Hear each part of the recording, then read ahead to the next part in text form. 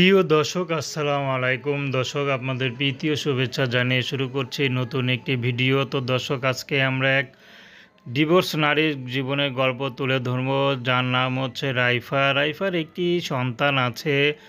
তো রাইফার বিয়ে হয়েছিল, সংসারটা ভালোই ছিল, কিন্তু স্বামী পরকীয়া করে রাইফাকে ডিভোর্স দিয়ে দেয়।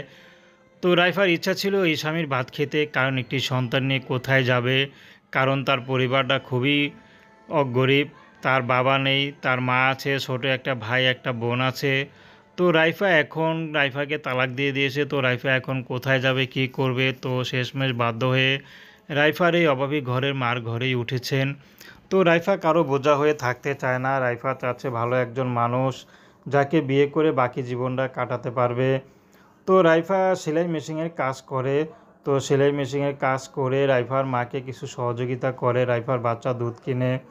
তো এখন রাইফা এসেছে, যদি ভালো একজন মানুষ পায়, সে যদি রাইফার মতো জীবনসঙ্গী বা রাইফার মতো যদি ডিভোর্সি হয়, যে অনেকে থাকে যেমন স্ত্রী চলে গেছে বা মারা গেছে, সন্তান আছে, সন্তানকে দেখার মতো একজন লোক লাগবে, সে যদি তেমন একজন মানুষ পেয়ে যায়, তাহলে রাইফা বিয়ে শাদী করতে রাজি আছে।